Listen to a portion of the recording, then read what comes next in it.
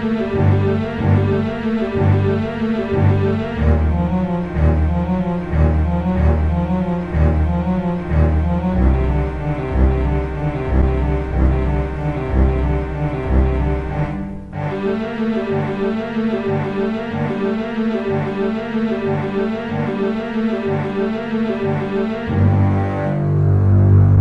everyone, welcome back to Comic Book Corner. That's right, comic book fans. We are getting ready to do another comic book review.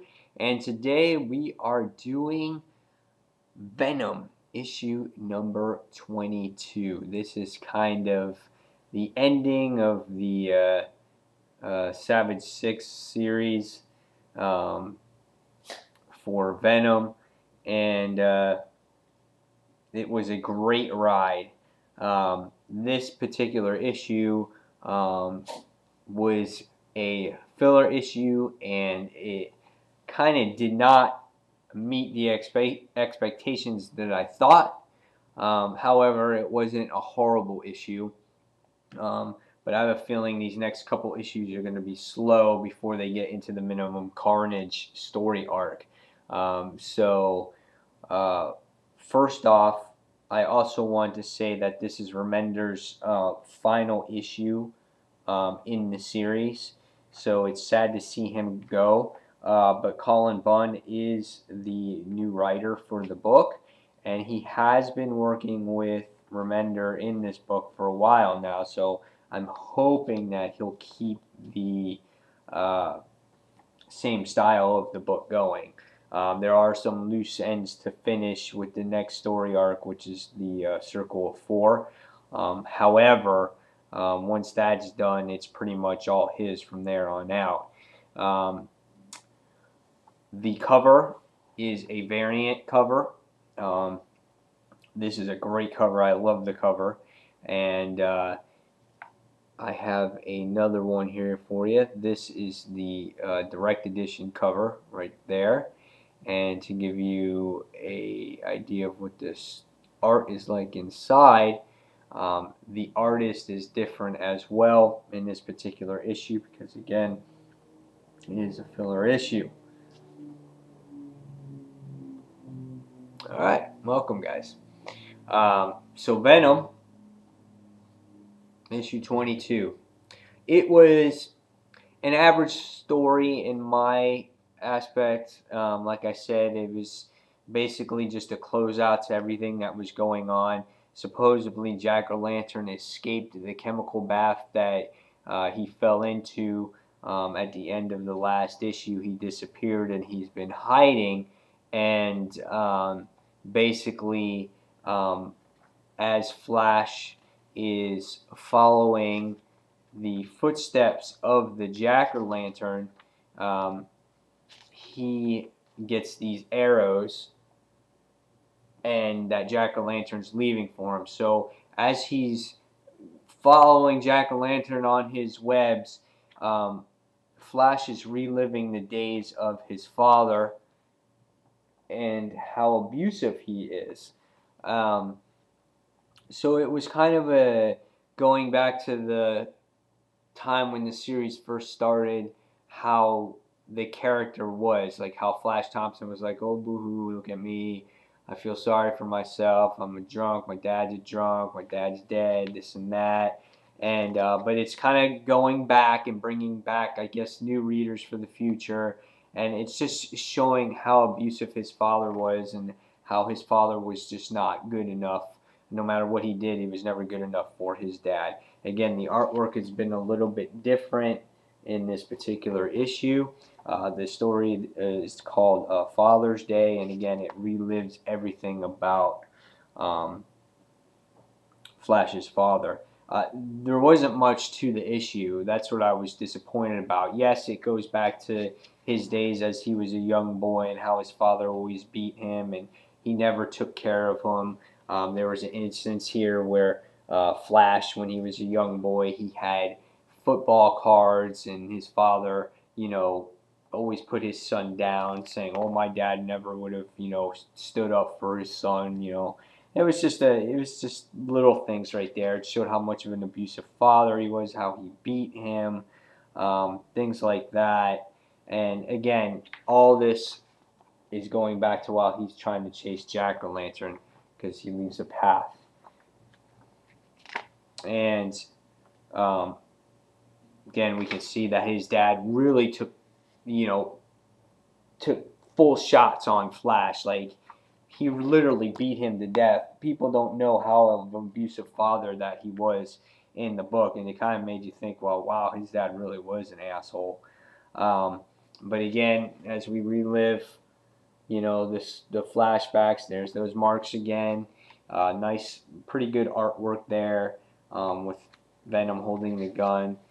And the cool thing is that Flash is just getting over his father's death, and he feels like his father changed right before he died.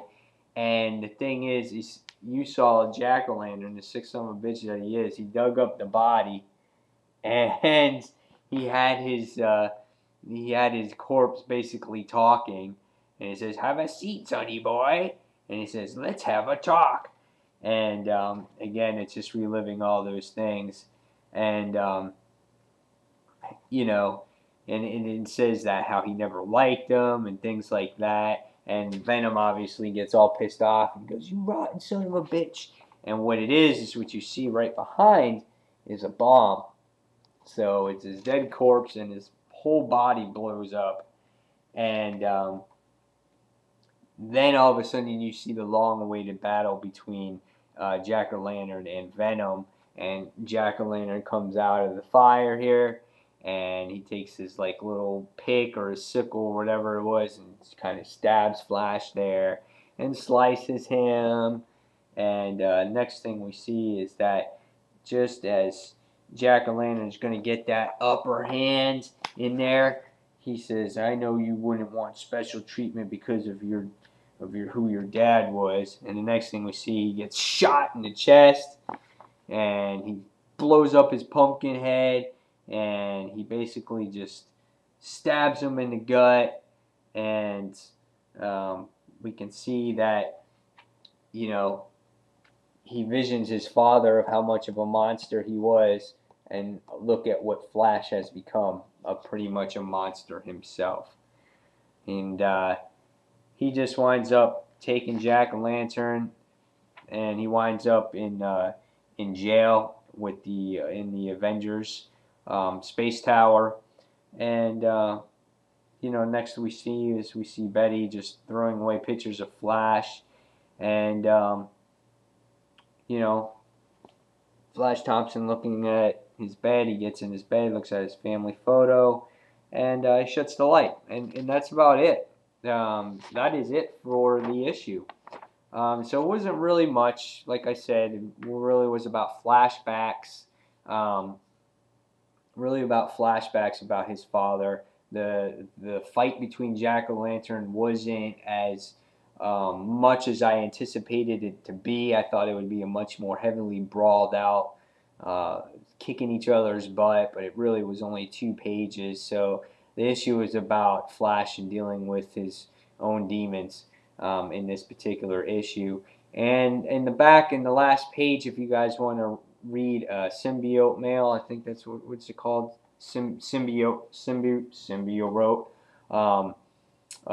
Remender has a farewell message in the back saying how much he appreciated doing this book, how it only was expected to last about 5 issues, and it's lasted much more longer than that. So he's sad that he has to leave the book, but Colin Bunn will have the book, and he guarantees that it will be in great hands. As a rating for this book, I'm going to give it a 3.5 out of 5. Like I said, it's that filler issue. It closes out these loose ends that had to deal with the last story arc, and now we're going to move back to that Circle of 4 thing where it has to deal with Satan and selling your soul to the devil. And then after that, we're going to get into the Minimum Carnage series. So the book from there on out will pick up back to its high pace, intense action that we're all used to seeing in Venom. So guys, if you want to read this book, well, you just caught the gist of it on this review. I would skip it. The last story arc, though, however, that Savage 6 story arc, I would definitely pick that up. That's a good book to read and a good story arc. So read it from there.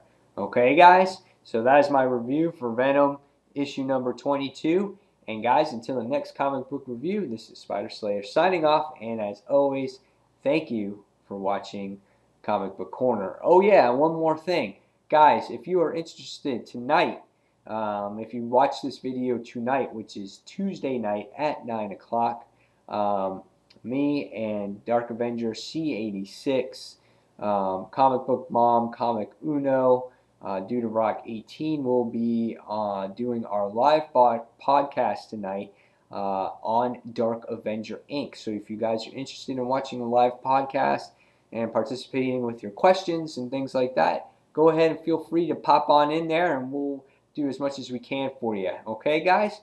So again, thank you for watching Comic Book Corner. Take care, guys, and hope to hear from you at the live podcast tonight. Thanks. Bye.